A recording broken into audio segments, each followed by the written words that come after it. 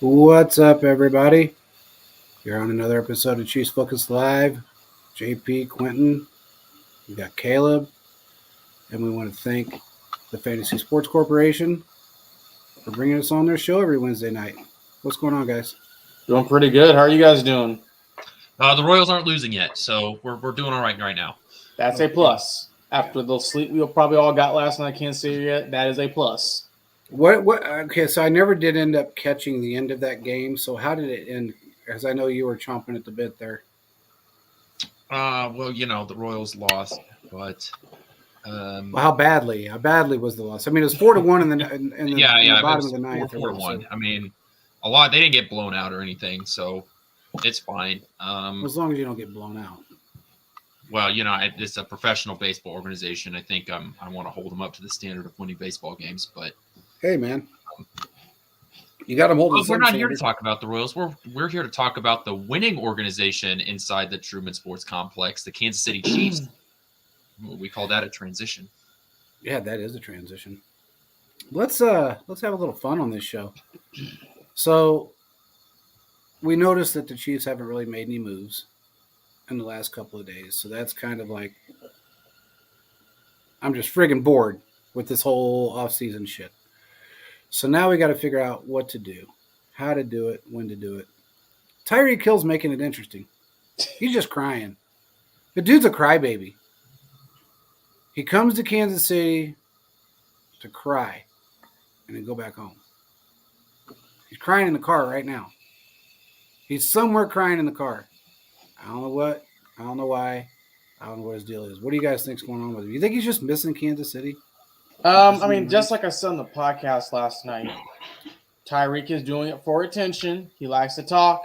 And I think Quentin did say the same point, similar and echo. The Chiefs were able to keep a lot of things under wraps. We're seeing what would have been an issue. The Chiefs didn't have a good protection over everything. And look, he's the title's opinion. I mean, hey, it's going to be great to see the Chiefs versus Dolphins whenever they play. That's going to be a great game. But reality is this. He's saying things like, I know all the signals. And he changes all the signals, Tyreek. You know that. It's going to be fine. Especially since you say it, they're going to change stuff at this point. So, I'm not worried. It's going to create more of a rivalry to see kind of what's going to happen. I mean, the Dolphins are going to be a really, really good team with everything they have. Minus they're going to have a quarterback. So it'll be interesting to see. I think the Chiefs are going to have a great time going against a Tyreek Hill and see how he can defend him. But I'll say this. If anyone can stop him, it's our defense.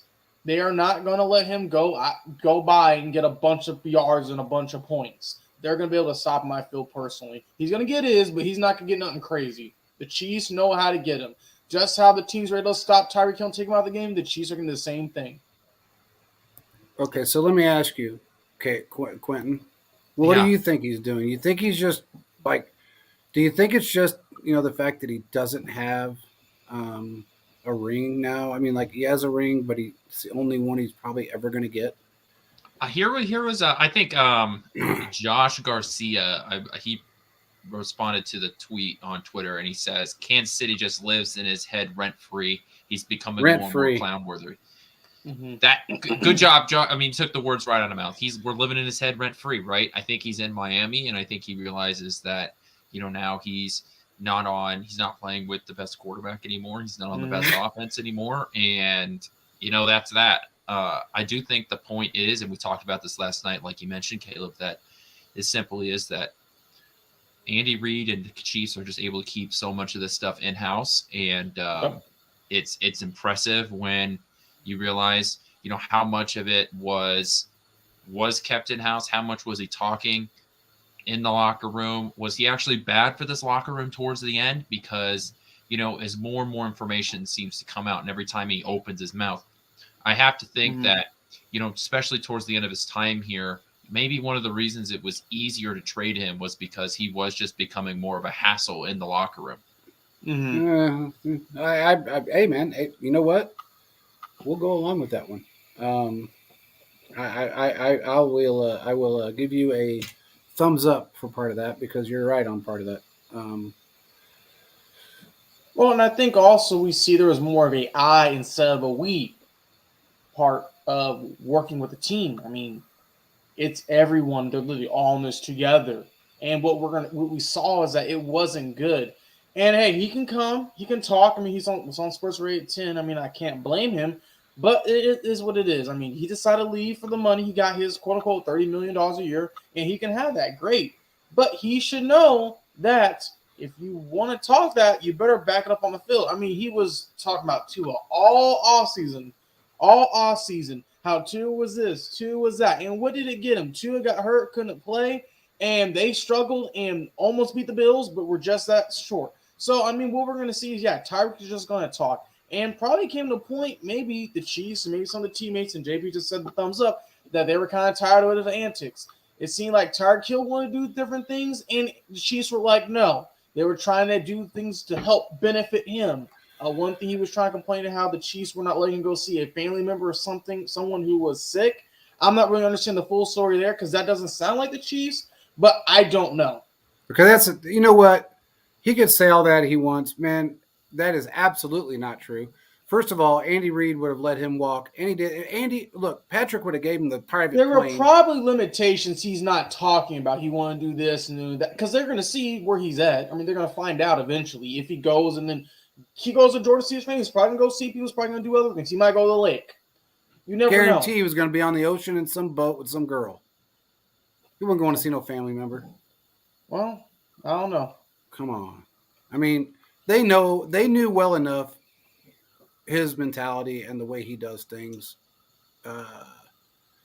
It just is what it is. Okay, Brad said, did we see what Chris Jones said? What did Chris Jones say? I didn't get to see it. What did he say, Brad? Oh, he said, may God bless him. Yep, that's all he responded with. He said, oh, you know God what?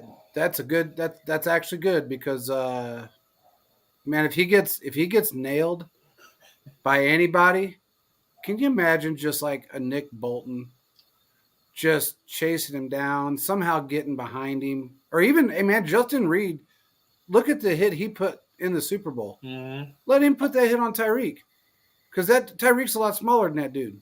Mm-hmm. Tyreek be in the stands. He'd be laying in the stands. It wouldn't hurt my feelings. Yeah, I like Tyreek, but hey, whatever. I mean, I like Tyreek too, but it's a team effort at the end of the day. It's everyone has to work. And it came to a point where Tyreek's like, I got my ring, I want money. And it also, I said this on the podcast in the past, Tyreek Hill wanted to do Tyreek Hill things and didn't want to be stuck under that structure. As loose and easy as the Chiefs are, they had structure for a reason. Not like the Patriots, but they had a thing put into place to help benefit him. And sometimes people don't want to do that. They're going to leave. They're going to realize, oh, the grass is not always green on the other side because of that money. It may not work out specifically. Yep. And you're right, Brad. McDuffie did have a big hit in the Super Bowl.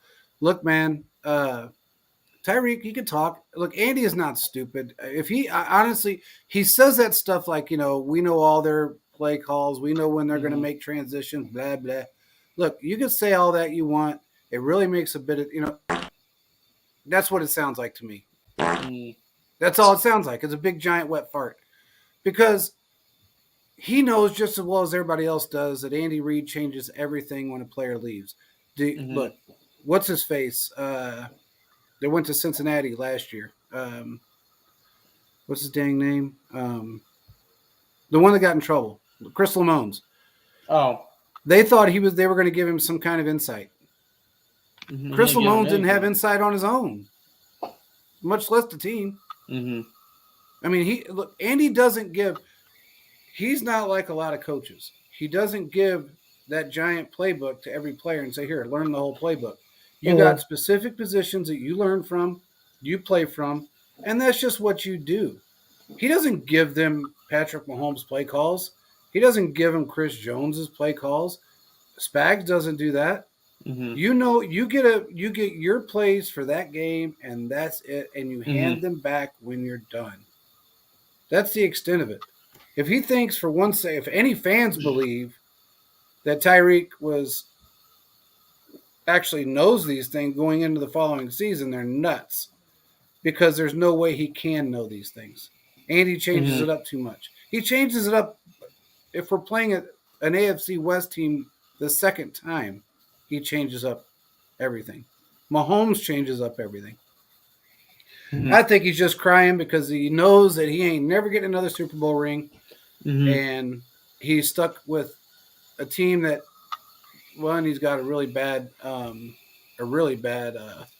owner, and then a somewhat iffy, I guess, a somewhat iffy quarterback, if you want to call it that. I mean, Philip said Tyreek is the ex-girl that can't move on. You ain't lying. I mean, he loves to talk. I mean, there's nothing wrong with it, but it comes to a point like, man, you got to let stuff be. You left. You wanted the trade. You took the money. So, and he made a comment to some people I know, and we talked about this on a prior show, that he made a mistake. He said this last year, that he made a mistake. He wished he wouldn't have made the mistakes. Not a mistake. Now, mistakes. If you're the Chiefs, and let's say a year or two down the line, do you bring him back? Like, what are your thoughts? I want to hear from Quentin first. I don't know. Like, here's the thing about just the whole Tyreek Hill situation. Like, I don't understand why athletes, after they leave, and let's be honest, at least on the public's point of view, the split between the Chiefs and Tyreek Hill was pretty clean, right? There wasn't this huge outburst. He didn't demand a trade, nothing like that. So I don't understand why athletes in that position just have to, feel like they need to talk anyways. It's one thing for like Le'Veon Bell or LaShawn McCoy, who had sort of a problem in the locker room, to go and put their problems out into the public. But for someone like Tyreek Hill, who was on track to be a Hall of Famer here in Kansas City, has this possibly the biggest play in Chiefs history with Jet Ship Wasp, right? I mean, for many people, that is the biggest play in Chiefs history. To walk away from Kansas City, or to get traded away from Kansas City and then continue to just bash it. I mean, this is the second offseason that we're into this. So it's not like the trade just happened. So I just don't understand why this continues to happen. I just don't get it. I think he's building a brand. If you really want to know, that's another thing too. I feel he's playing the clickbait brand because that's what he wants to do on his show, and that's fine. Whatever. Okay, here's the thing. I will say this about Tyreek Hill coming back. I don't think that's going to happen from a Chiefs perspective. I do not think the Chiefs will bring him back. Okay. We've talked about this off air. You and I think, and I don't know if I talked to Quentin about this or not, but I know that I've talked to you about this off air. I don't believe he has an opportunity to come back to Kansas City after his contract's up, or if he gets cut, or whatever the case may be. Unless some serious things change, he doesn't have that opportunity. Now, Brad just said something. Can we squash the he said, can we squash these rumors that he says he was close to getting traded to the Browns? It was always Miami, correct? No, it wasn't always Miami. The Browns, I will say, had an interest in him, but they didn't have the trade capital to be able to grasp him. The two teams that had the opportunity to get him were the Jets in Miami, and the Chiefs were gracious enough to allow him to pick between the two. I thought the Chiefs had the final say. They did, but they gave him an opportunity to either go to Miami or the Jets. They said you can go to either one, but the trade compensation has to be the same. But I thought that, here's the thing though. When I was looking back in this, and Quinn, I may be wrong, but the Dolphins were only team that offered a first round pick in their package. That's what I just said. Yeah, first round picks. Well, no, the Jets offered their first round pick, and it was the higher of the first round picks, but they didn't offer a bunch of them. They didn't backload it like Miami did. Exactly. I thought they wanted. Okay, go ahead. Kansas City wanted more picks and not just the one really good one. That's why they chose Miami and not New York, because New York was just offering that one really good top pick, while Miami was offering their later first round pick plus this abundance of backloaded stuff. And we know that Brett Veach has this mentality of it's not just quality, it's quantity in terms of picks. And that's what I was getting at. Yeah, that's what all I was saying is that their mindset was, okay, if the Jets come in with the exact same offer that Miami comes in with, we will give you the option to go to whichever team you want to go to, only if they come in with these same picks. I could have sworn the reason why he didn't go to the Jets is because they didn't offer a first-round pick, but hey, I could be wrong. I do see your guys' point, though. The quantity of those picks over the quality. That is a fair point. And, yeah, it would have been great for the Browns, but I mean, honestly, the Chiefs got what they got. They got 5 picks with that. Great beneficial, picks. Helped everyone. Multiple players that were drafted from those picks are helping with Super Bowl. And we saw some picks even this year coming up with the draft. So regardless, it worked out for both sides. I feel like Tyreek Hill got his money and he got to be the star and things over there. But the Chiefs, where you got draft picks, are returning to good players and another Super Bowl ring. So just like what Tommy said, the money over rings with an S. One of these. Yep. Multiple. And Mahomes has 2. Well, here, I'm going to say this really quick before we go to commercial break. Commissioner Cooper, I know you're a Miami fan, but you're not going to get a Super Bowl ring. Underdog Fantasy is here to save your post-fantasy football season blues. The easiest place to play and win with the Underdog Fantasy app. Get up to 20 times your money in a single night with our Pick'em contests.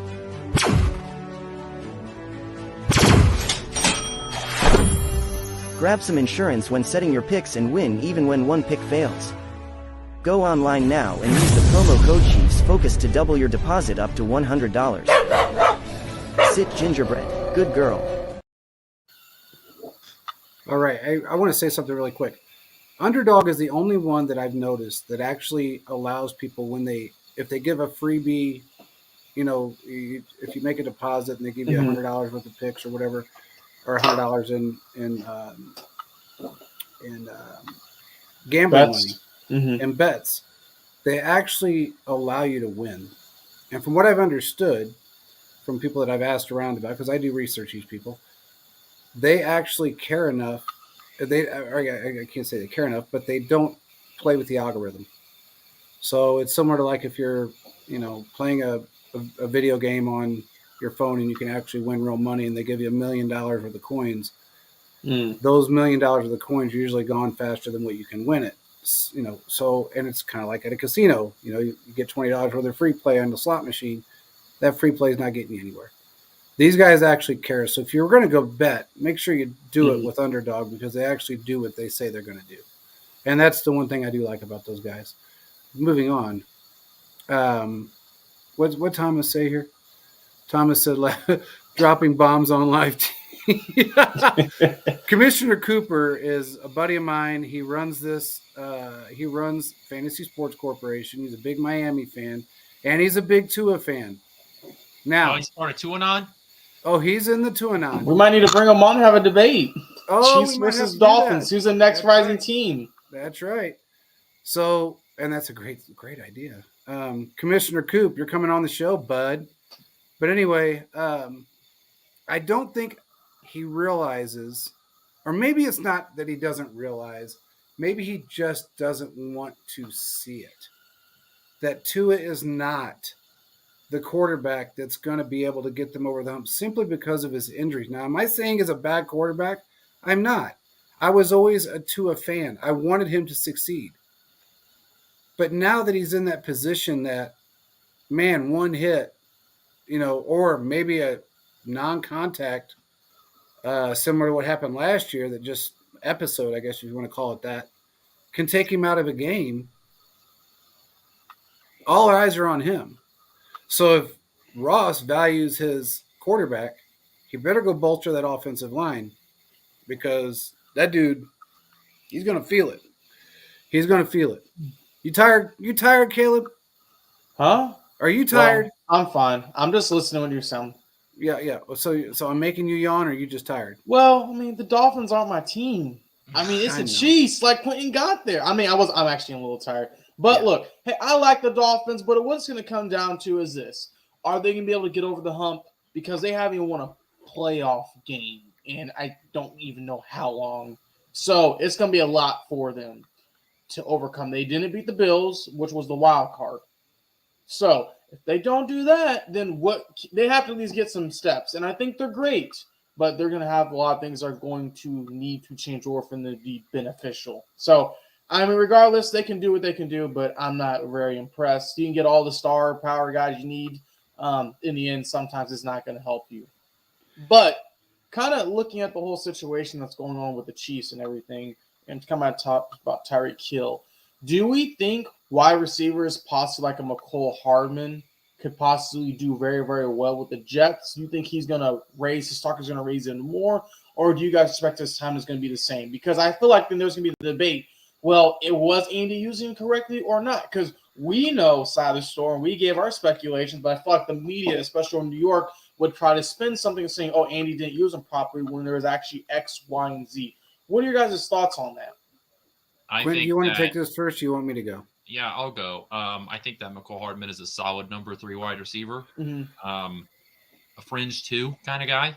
Okay. So when we talk about that, if he can get 500 yards a season, that 500, 750 yards a season, I think you should be happy, right? And I do think that sometimes we just call him a gimmick guy. I don't know if that's fair. Yeah, he does do the jet sweeps, but he is able to go out and run a diverse route tree and that sort of stuff. I think it's unfortunate here in Kansas City that he got hurt this last season because I think that really hurt his stock. I think that if he had an average to his standard season, that he would have gone out and he probably would have got one of these $10 million contracts with, along with the Juju Smith-Schusters, because, the market wasn't that high, but for a guy to get like McCole Hardman to get $10-11 million a year for 3 years, signs a $33 million deal. I think at least here in Kansas City, we would have said, yeah, that seems about right. So I think the fact that he got hurt really, really lowered his market, and the fact that he's going to be on there for paying so little money, I don't think that even if he has a bad season, not a lot of people are going to freak out about it because you're not putting a lot of resources into him. You're not depending on him either. That's fair. That's fair. What do you think, JP? I think that he will have a better. I think our system wasn't really designed for him. It's not so much of his play or his ability to play. I think given the fact that we had so many wide receivers, we spread the ball out so much. He needed time. I guess he needed more reps that I think he will get with the Jets.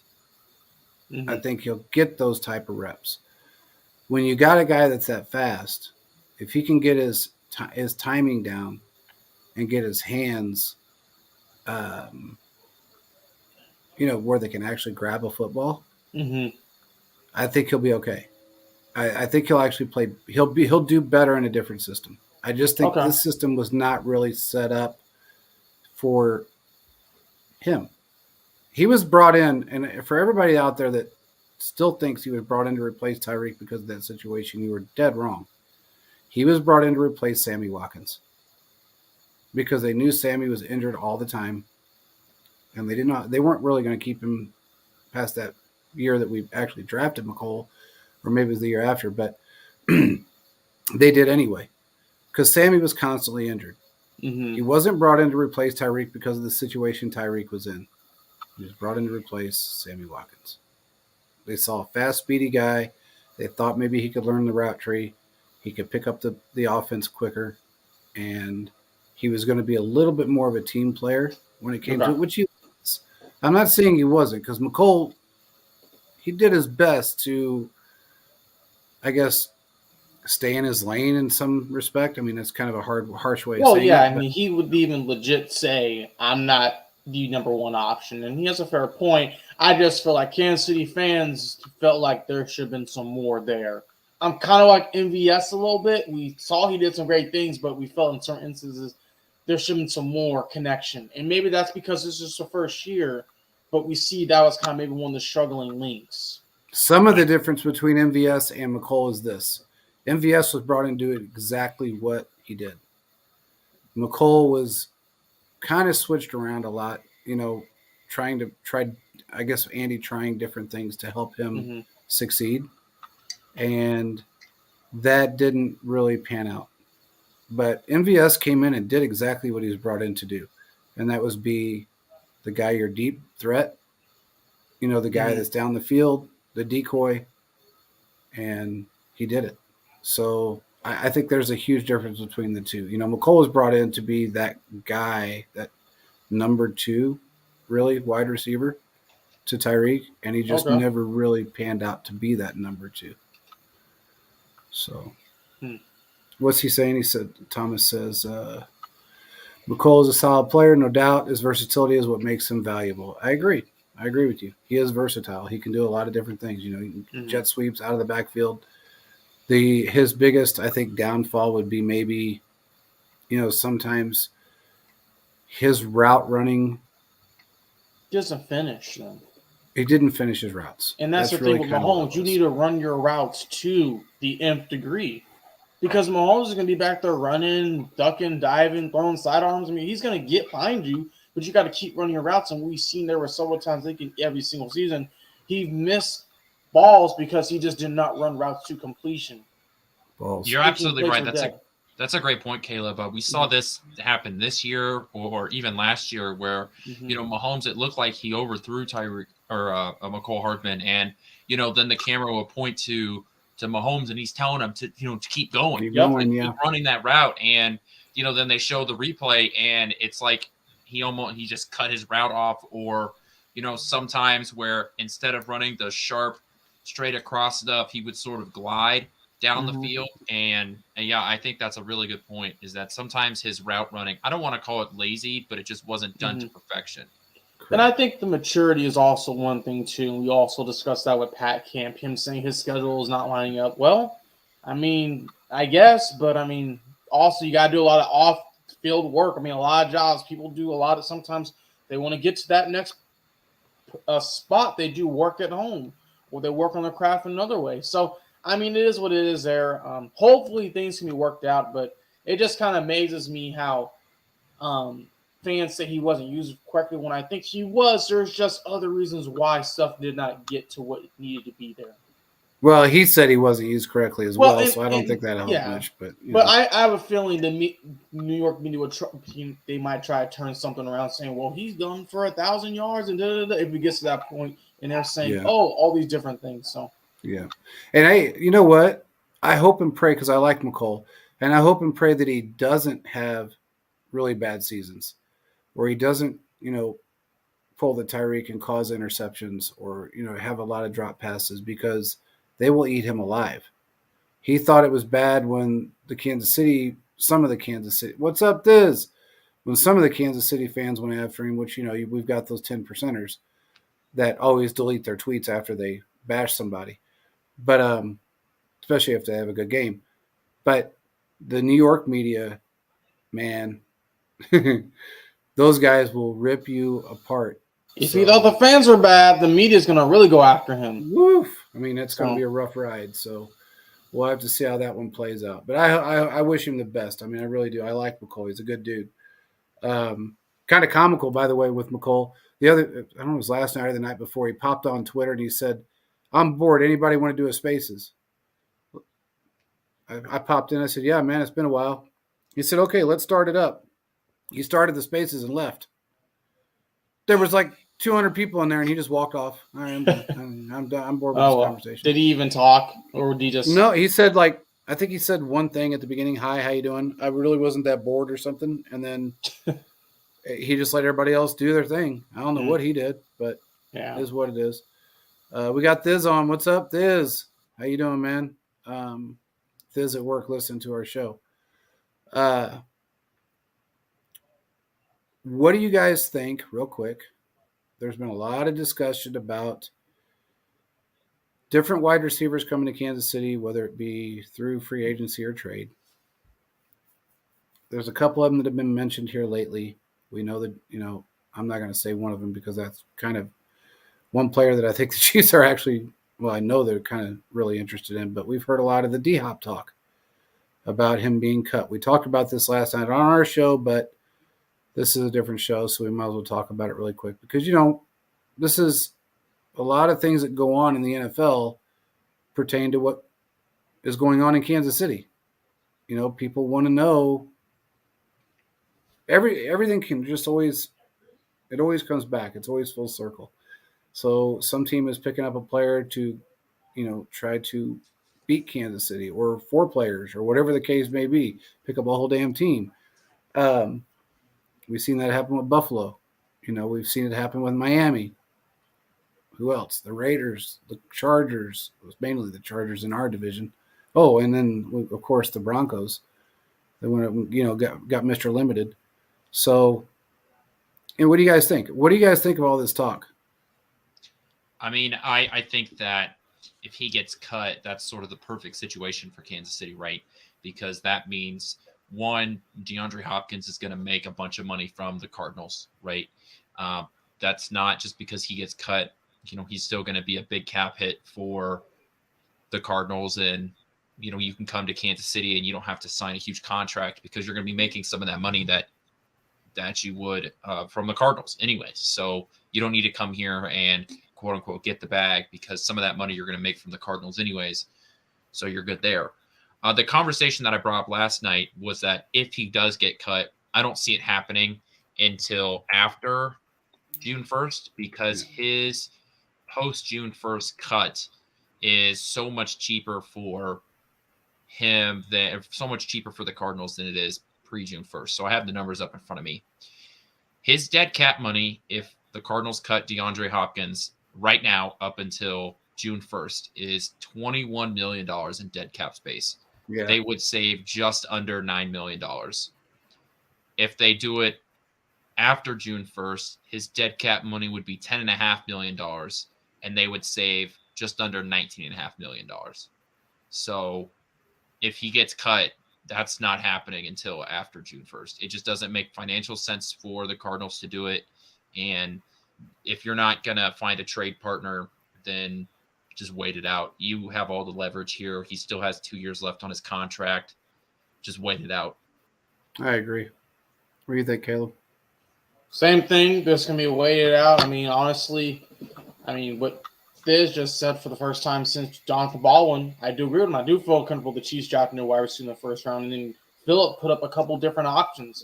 Quentin Johnson was a tall receiver who torched Kansas and many other teams throughout his time. And then also Jackson Smith and Jigba did not play much at Ohio State last season, but another great guy. I mean, you could literally take a wide receiver in the first round, one of these guys, plug and play, and they'll be really good. I personally will feel more comfortable with Quentin Johnson because he's played a full season. He's that deep threat jump ball guy the Chiefs could use. Now, Jackson Smith and Jigba, he's fast, a great route runner, but will it take some time to get the rust off because he didn't play much this season? I know he had some type of injury. So I don't really know for sure, but I would rather go the route of draft. Then if it comes around to everything we see here after the draft, the Chiefs have $4 million cap space right now, as reported. They could possibly then maybe sign a DeAndre Hopkins, depending on what the deal is going to be. Now, here's the thing. He's making money from the Cardinals if and when they cut in or trade him, and he could make money for those other teams. So it's be interesting to see, again, does he want a ring or does he want more money? So that's what we see here in the kind of the coronation of all these different things. I say you go the route of the draft. Yeah, here's the thing about if you go to the route of the draft, though, is that there are probably 2 or 3 guys that are what you would call like first-round talent, right? And really, it's in Jigba, it's Quentin Johnson, and I mean, that's really it. I mean, there's probably 1 or 2 guys you can make an argument for. Other than that, I swear everybody else in this draft is like 5'9", 5'11", and a buck 85. Mm-hmm. Yeah. That's every guy that seems to be coming out outside of those top guys are the exact same. So if you really are not willing to move up and get like a Quentin Johnston or an Njigba, if you don't feel like it's worth it to go get those guys, or it's just not realistic to move up and get one of those guys, you can snag a guy in the 3rd round, and he's going to be the exact same as the guy you're going to pick late in the 1st or in the 2nd round. Tank Dell's there, a great route runner. And then that's one thing the Chiefs love is their route running wide receivers. And he's one of the cleanest route runners we've seen in this draft from what I've been looking at. And I don't know if you guys would agree, but Chiefs normally go for those guys. They went after Sky Moore, great route runner. So they're probably going to go that route, what we see, unless the Quentin Johnson or Jackson Smith and Jigba just is there and they decide, we're going to pull the trigger. I kind of like what Thomas is saying here. He said, to be honest, I like to piece together receiving cores better for Mahomes. It seems to make him more difficult to defend. To a degree, it does. And the funny part about you say that is because, in the Super Bowl, they lined up wrong and he made that work. Yeah, so right. Do I think we need a veteran? When I say veteran, maybe a 3 or 4 year guy that can step in, that maybe even a 5 year guy that can step in and help the rookies, and then also be a force on this team? Yeah, I do. And I think there's one out there that the Chiefs are interested in. In fact, I know there is. It's just a matter of being able to get him. Brad says, going back to that last comment, everybody torches Kansas. That defense was hot garbage. I saw him play against Kansas and specifically do some things. I was like, dang, this guy's going to be good in the league. So it's not a Kansas hate, but I was like, dang, this guy can pinpoint the ball. He's having all these great routes. He's going to be dominant. And we saw the same thing happen in the whatever that game was against against Michigan in the final, not the final, whatever that was, this game before the championship, where he was just doing some crazy stuff. I believe if he is there, the Chiefs should get him.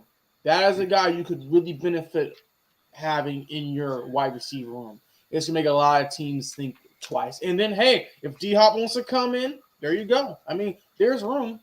But the thing is that room is already a little crowded with Justin Ross, John Ross. I mean, literally, it's just crowded to begin with. So we'll see. But I think they're at least going to take one receiver in the draft. It makes you got everybody there. So, I mean. When you have Travis Kelce, it makes it easier to, quote-unquote, piece together a wide receiver room because you already have, for all intents and purposes, your number one wide receiver. Guess what Travis Kelce is? Yep. He's your number one wide receiver. He's your number one target, the security blanket, all the cliches that you want to throw at a tight end. That's what Travis Kelce is. So it makes it easier to piece together this room or to not invest a ton of ammo in terms of draft capital or money into that position because you have a guy that honestly can put up the same amount of numbers that any number one wide receiver in the NFL can put up. Yeah. I agree with you. And look, we've talked about this, and actually one of our guys, Keaton, put up a kind of a film breakdown a little bit of Justin Ross. And I don't think people realize how phenomenal this kid's going to be and how good he was in college. I know this injury has got everybody flipped out, but I don't think that injury is going to be I don't think it's going to be a problem. I really don't. I think he's going to be one of those guys he's going to surprise everybody. And we're going to see him on the field a whole lot this year. Everybody I've spoken to has said he is just chomping at the bit and ready to go. So, man, I mean, it's going to be tough for a lot of football teams out there to defend what we have right now. I mean, you got a year two Sky Moore that is going to be stepping up.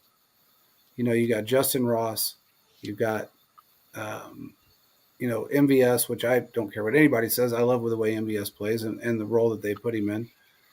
You've got, I think Watson came back, if I'm not mistaken. I think so too. Yeah. Yes. And who else will they probably sign? I mean, they'll get another person. So exactly. And then you got John Ross, as you said. I mean, I he's think a fast, there's some speedy guy. untapped potential because you with the Bengals, whenever Marvin Lewis was there, did not really treat rookies well, and he went to the Giants and flopped. So I think there's some untapped potential that can help, specifically from this speed dynamic. What can they do? You could have your McCall Hardman 2.0. That's a lot better in a lot of different sense. I feel that personally. Now, we'll see because we haven't really seen him play, but I think there's a good chance how everything's going to work out. I mean, it'll be very interesting to see what he can do in OTAs. Now, if the Chiefs do something like cut him before that time, then that is very telling. But I think due to the limit playing time he's had, there's some things that are there. Yeah. Do you guys think that we're going to see Cornell Powell back on the field this year, or do you think he's gone? By field, do you mean as a wide receiver or just as a special teams guy? I guess it would be special teams. I don't think he's going to be a wide receiver. I don't even know if he's going to be back, but because you need special teams players, right? Yeah. And that's how you end up. If you're a fringe roster guy, if you're number 54 on the depth chart, and number 53, you're a better tackler than number 53 and play the same position, even if it's an offensive position. We know Dave Tobe has control of the last 3, 4, 5 roster spots. So if he's going to be back on the roster, to me, it would probably just be straight up, you're a special teams guy. And, we know last year, Kansas City special teams kind of struggled. And a lot of that was because they lost a ton of special teams guys. They lost a ton of veteran special teams guys. So, it wouldn't surprise me if a guy like Cornell Powell comes back and starts to be that next wave of veteran special teams players. That's a good point. Yeah, it is. It's the only kind of points I have, Caleb. Well, you were the one who did tell me everyone's got his opinion. And it may not be the best opinion, but everyone's got an opinion. But you do have a great point there. I have to give you props there, my friend. There you go. What does he say? Oh, Watson's not back. Oh. Okay, well, I thought he was. I thought he was. I thought, maybe I heard that he was coming back. I could be wrong. I don't know. I would say I would not rule out them not bringing him back if he's not there. But we have John, Justin Ross, MVS Sky, Tony, and then Powell, and then Smith, Morissette. I am kind of looking at some John Ross highlights, and there were some plays against the Chiefs where he mossed Dirty Dan. So that's all I will say there. I mean, a lot of people did that. Damn, I'm sure I could moss Dirty Dan, but all right. Hey, that's fine. I mean, you want me to drive to Maryville when we play football on the field? You probably could. Man. I mean, you never especially know. now. I'm 23 years old. I'm in the best shape of my life, quote unquote. So Dirty Dan's on the downside. I'm 6'4". I got a little bit of hop in me. Okay. Well, I got this football. So next time I see you in that street, we'll just have your dad or somebody come out. Straight up. Okay, that's fine. JP, when you come in Kansas City, you're gonna watch this. So this football. Yeah, I will film it. I'm gonna bring the big camera. Yeah. He's just a big camera. I'm gonna bring the big camera for that one. Yeah. So Philip says Bryce Ford Wheaton equals 4th, 5th round. DK Metcalf, check him out. Might be a player that I haven't seen him. But Virginia, Bryce Ford Wheaton. That name sounds very familiar. Maybe I looked at him. Huh. Let's see. What's he say here? He says, "Oh wait a minute, hold on. Why that? Oh, I have seen this guy from West Virginia. So I didn't mean to cut you off. This guy is pretty good, but there is some There's lacking of some things. Okay, huh? Yeah, cool. All right. Thomas says, "Does right tackle from Ohio State remind you of Willie Rove?" Hell yes. We talked about him before, and he does remind me of Willie. Stature. Guy I wrote an article on. Yeah. That was my first Draft Insight article I wrote, was over DeJuan Jones, because I was looking at somebody else in the Senior Bowl. I was watching some of their film, and I saw this behemoth of a giant stick his arm out, and I changed who I was looking at, and then I started to look into him. I mean, the dude's 6'8", got his huge wingspan, and he's is able to keep leverage despite his size. I think there is a point where you can be too tall to play the offensive tackle position, because there's that old saying that lower pad wins. The lower guy with leverage wins, and if you're too tall and you get some of these really athletic guys that are able to get under your pads, you're going to get beat. But even despite his height, he's able to maintain leverage. And with his arms, JP and I have joked about this, is that even when his wingspan is so long that even when he loses on guys trying to bounce outside, he can just stick his arm out and force guys to go even further outside. Exactly. And by that time, the quarterback's gotten rid of the ball. Yeah, I agree. I don't know. I don't think Willie is 6'8". Willie is 6'4", 3, 4. 6'4". I think 6'3", 6'4". Willie just is that he was so wide. Willie was very wide. He's got like a 70-inch shoulder span. I mean, it was insane how just his upper body was so big, and he didn't have the longest those arms, that wingspan, but he played with so much heart and so much power and so much intelligence. It was insane. But he's 6'5", 320. Woo! Yeah. So Willie is coming at you. Yeah, Willie. You know about Willie? Yes. Yeah, he's a little more than 320 now. That's probably in his playing days. Willie's a little bit bigger than that now. But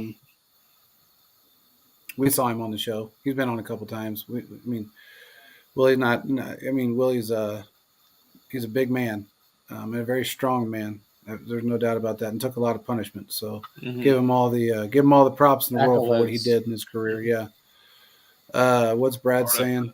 Best offensive line in Kansas City Chiefs history Ever. Yeah. Yes. I mean, you take him and Will Shields together, were just insane. And maybe if the Chiefs get DeJuan Jones, we could have the Secret Service 2.0. Yep. All day long. They could be guarding Trump right now. Guard any president, as long as it's Mahomes, he doesn't get sacked. That's all that matters.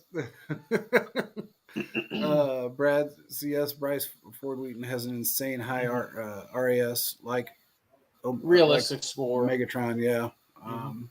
Yeah, Megatron was insane. I mean, I don't know, man. Anytime you have to see two guys guard someone and they're sitting right behind each other, you know you're dominant. And I could only imagine if he was with a winning organization, he probably would have been considered to be one of the best wide receivers ever. Dude, he just gave. I'm going to go on this rant for a second, and then we can move back onto the Chiefs. The Detroit Lions have wasted two of the best specialist players at their position in NFL. Absolutely. They wasted Barry Sanders and Megatron's career.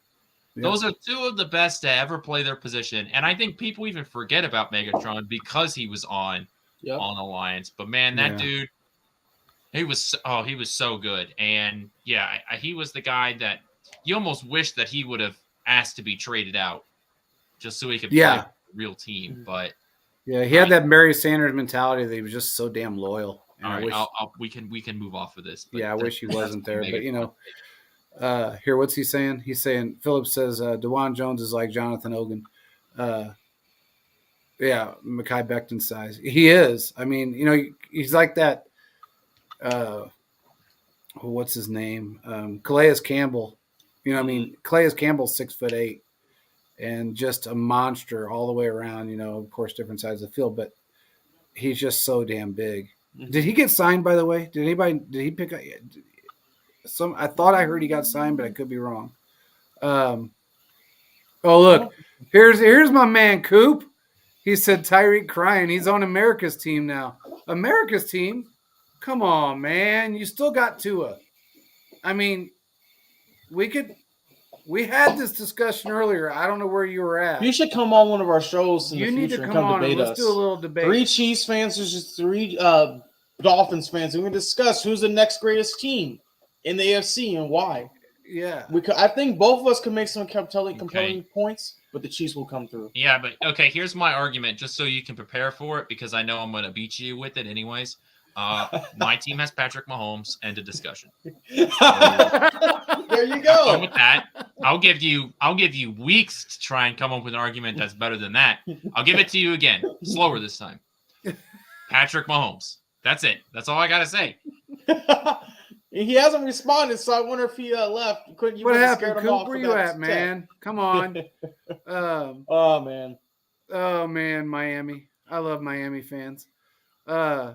They just can't, But you know what? At least they're loyal. You got to give them their loyalty because they are loyal. What's this dude saying? Oh, Campbell to the Falcons. Yeah, that's right. He did go to the Falcons. I knew he got signed. I mean, he's 36 years old and still playing that way. He's still playing. Man, unbelievable. But my man Coop, he cracks me up. He is a big Tua fan, man. I mean, he thinks Tua's got everything it's going to take to.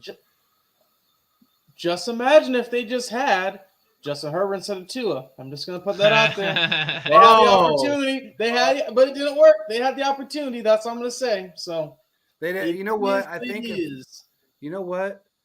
Saying that, I will put it out there right now. I think they would have a Super Bowl appearance over Cincinnati if they did. I do. I think they would have the weapons. They would have the cap and a great quarterback. I mean, honestly, last year was terrible for them because of Tua. And if they had a Justin Herbert on that team last year, not last year, but the year before, even, oh Lord, I mean, that team would be so different. They would have been at least close to an AFC Championship game, maybe in an AFC Championship game, losing against the Chiefs. But they didn't get that far. They didn't get to lose against the Chiefs because they haven't got past the wild card. But we'll see. They'll do their thing. We'll see what happens. What do you say? Brad say he says it goes Mahomes on one leg, a huge gap, and the rest of the field. You're missing a couple. You're missing Mahomes left-handed. Just Mahomes throwing only while he's jumping. Yeah. Like no legs on the ground. Then you've got like no look Mahomes, Old man Trot Mahomes. old man Yeah. Trump Mahomes. I mean, there's a lot of versions. We call that the corn cob run. The And that's Oh man. but it is what it is. He said one leg telling Brad. Who we got? Thomas said, Brad, you read my article? I talked about that Hall of Fame line. They were good. They were They good, did some man. things. They did some things that were just insane. But yeah, man, I don't know. This is going to be a pretty interesting draft. I think, if everybody, you're looking at all these guys, everybody thinks that, we need to pick up a wide receiver in the first round. We need to pick up an offensive lineman in the first round. We need to pick up a defensive line in the first round. Well, we only got one pick in the first round. Now we can jump ahead, maybe get another one. But really, realistically, I mean, max on a good day, we're going to get two first round picks. And that's if we jump up. So we have to look at it from that perspective. I think position of need right now, you're going to need an offensive lineman. You're going to need defensive line. Mm-hmm. I think that's the most important positions to fill right now. I don't know about you guys, but that's just me. There's a reason why they say that the game's won in the trenches, right? Yep. I mean, it's because of that, and really, we don't know who our left/right tackle is going to be, right? We know that the free agent signing is going to play one of those positions, but we don't know which one that he's going to end up playing. So we need one of the tackles to be found here in the draft. I'm still not that high on Lucas Niang. I think the fact that he hasn't been able to play a significant for a full season at all or really close to it is a problem. So yeah, I think offensive tackle is probably the spot that we'll see. Or if the DeJuan Jones gets taken earlier than 31 for some reason, defensive end. Those are my two guesses right now. I don't think the Chiefs are going to go any of the other positions. I don't think that you can really afford to go at wide receiver with the amount of talent that's there and just how backloaded it is. You can find that same guy in the second and third round. So why invest a first round pick in it? And then every other position they've filled up already. So it doesn't really matter, where you invest in there in the first round, right? They filled the safety position up where I was like, okay, you need to fill, some of that with your safeties, but they've signed two of them. If they go later in the round and draft a safety, I'm okay with it. But just with that first round pick, it just wouldn't make any sense. So no, it wouldn't. Hey, I'm going to do this one more time, one more commercial break. Then we're going to come back and listen to some of these fans' takes on who we think who they believe we should draft or position we should draft in the first round. We'll be right back. Underdog Fantasy is here to save your post-fantasy football season blues. The easiest place to play and win with the Underdog Fantasy app. Get up to 20 times your money in a single night with our Pick'em contests.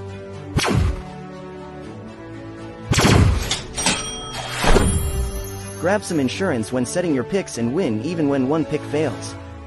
Go online now and use the promo code Chiefs Focus to double your deposit up to $100.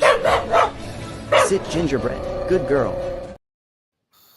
Okay, guys. So let's hear it. I want to hear what the fans on the show have to say. And hey, Coop, if you're still on, let's hear what you got to say too. I know you're a Miami fan, but it is what it is. You'll probably say we're going to have to draft like a long snapper or something because you don't want us to get any better. But it is what it is. So where do you guys think we're at? We got Thomas, we got Brad, we got Phillip, we got Thiz, we got I don't know if Will's on this one or not tonight. Usually he jumps on, but he might be working. Give us your idea. Who do you think we should jump on in the first round? Use our first round pick and grab him. What position group and what player, if you want to throw a player in. And we can start with what you guys think first, since we got to wait for them to fill in the gaps. So who wants to go first? I'll just give my couple thoughts. I think obviously DeJuan Jones is going to be it'll be a good pick if they're able to do it right. He's a day one starter at right tackle. If they don't go there, I can't remember his name. The defensive end from K-State, right? I think that he's a guy that fits perfectly in the system, and he's not an S tier prospect, right? At pick 31, you're not getting an S tier prospect. You're going to get a guy that's kind of flawed, and that's the sort of guy that's really good, but isn't that top tier. So he could slide to 31. So those are right now. Those are probably the two guys that I'm saying the Chiefs will end up picking up with pick 31. One of those two. I'm going to go more the offensive route, wide receiver. More specifically, I would love for them to get to Quentin Johnson if and only if, for all my science fans out there, if and only if he can make it out of the first 15 picks. I think there's a chance the Chiefs do trade him to get that splash to add more help to the wide receiver room. If they want to go that route, DeJuan Jones is another option. Also, defensive end is something they could do as well. You're not going to get a Will Anderson. You're not going to get those other guys, but I feel like if you don't get the quote-unquote S-tier player, kind of like Quentin's talking about, there are some defensive ends and I'll tell you guys, in the second, in the third, and the fourth round, who are from this area, who have been pretty dominant in other colleges around the country. So I think it's very, very possible they can move in a multitude of those different directions. All right, so we got Thomas that popped in, and he says, I really think we need to jump we will jump if someone is there in the early 20s that Veach likes. He did this with McDuffie. He did. But what position do you think we need to draft at? Where do you think we need to go at first? Position of need? Do you think we need to go after a wide receiver? Where do you think we need to go in positions? That's the big question. What are you saying? Left tackle, Paris Johnson, or Junior or Broderick Jones to protect Mahomes. Agreed. Okay. I like that. That's actually good. 100%. In fact, that's something that he deserves. Just a little bit of a Taco Bell They ding. need to sponsor us by now. I mean, Yeah, they need to sponsor us. They really need to sponsor us. We will all eat Taco Bell probably on the live stream if they do that. So I told you guys I love a chalupa here and there. As long as they don't put that whale semen on there, I'm happy. I cannot stand sour cream. Don't put it on my stuff. But anything else, I'll eat it. Who do you got, JP? Me, you know what? I think I kind of like. Actually, I like Paris Johnson. That's a good pick. I want them to go after DeJuan Jones. If they can have the opportunity, if they do jump into that, into the early picks in the first round somehow, I would like to see them get DeJuan Jones. I think he is a force, and I think he's going to help that offensive line tremendously. And then that gives you that versatility to see what we can do with the right tackle / transition left tackle that we just brought in, or, bring in somebody else maybe that later round tackle. You just don't know. Okay. That's where I'd like to see him go. As an offensive, I'd like to see DeJuan Jones jump up there. So Thomas just sounds so. Let's put up his on the screen. Let's see what he says. He says right tackle Ohio State or Tennessee wide receiver. It's good, yeah. I mean, Tennessee, the Royals lost.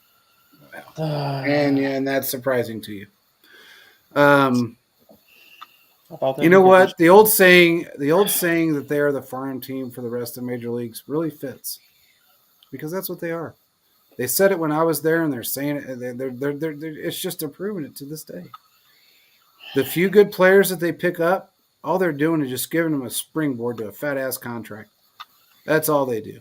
I mean, that's their gimmick, Anyway, what's Philip saying here? He's saying they just have to stay at 31 to get DeJuan Jones unless they need to move up over the Bengals to get him. Maybe. And I hope they springboard over the Bengals. I really do, because they need him. And look, we are in a position of need to a degree, but they are in dire need of offensive line. And I think they thought they got something with Orlando Brown. They're going to find out they probably didn't, especially in that position with the way Joe Burrow is not as mobile as Mahomes was. We're going to have to see how that plays out for them. But I would love to see DeJuan jump in and just, man, he would be such a huge fit. Who else is on here? It looks like a couple people fell off. This is at work. I know that. I don't know where Brad is. I think Brad took a nap. But if you're napping, Brad, you're not getting a Taco Bell for a long time. It's going to be a long time if you don't have a taco. You're not going to get a Taco Bell ring for a while if you're taking a nap. But anyway, I feel like that's that's where they need to go is offensive, defensive line, one of those two positions in the first. They got to grab some. It's such a heavy draft class in those two position groups. I feel like that's where they need to go, and that's what they need. Period. I mean, they filled a lot of holes already, and you can get wide receivers like we've seen. We picked up a lot of good wide receivers in later rounds. So, we have to see how it plays out. But with that being said, has anybody else got anything? Because we're at that 1 hour mark, and I don't know yet if there's a second show that's going on or a show after us. So I don't want to go too long. I don't know if Coop is still on the show, but he could let us know if there's a show coming on after us or not. But anybody else got anything? I think we pretty much covered everything. I know tomorrow we want people to tune in. We're going to be looking at the 2018 draft class, VJ's first one. So make sure to kind of tune in for that. That will be fun. We can go over that. I'm not going to say it was a debacle because it was his first draft pick after dumping, some of the best players that we had on terrible contracts. So, cleaning up a giant mess was that nobody else wanted to clean up. And he did a good job of it. I mean, so it's going to be a good one to join in on and listen to. So make sure everybody joins in. Coop, join in. We got to get you on the show, man, because we got to do this. We got to do this Miami debate. I mean, we can get you. We can get Jordan. Debate. We've already concluded the debate. Well, but you always got to have the other perspective, and we want his perspective. I kind of know his perspective because we've talked about it, and I'm not going to say it makes a lot of sense right now, but we got to have that debate. So let's do that. We're going to be doing some other things with the show coming up soon. Make sure you follow Fantasy Sports Corporation, follow Chiefs Focus Live on Twitter, Instagram, Facebook, and like and subscribe. We are here, and make sure you like and subscribe this channel. We're going to be doing a lot of fun things with this group and a lot of fun things on our own. So make sure you guys join in next or tomorrow night, and we will go over the 2018 draft class, and we'll get everybody's perspective on that. That being said, I hope you all have a great evening, and we will talk to you guys tomorrow night. Peace out, everybody.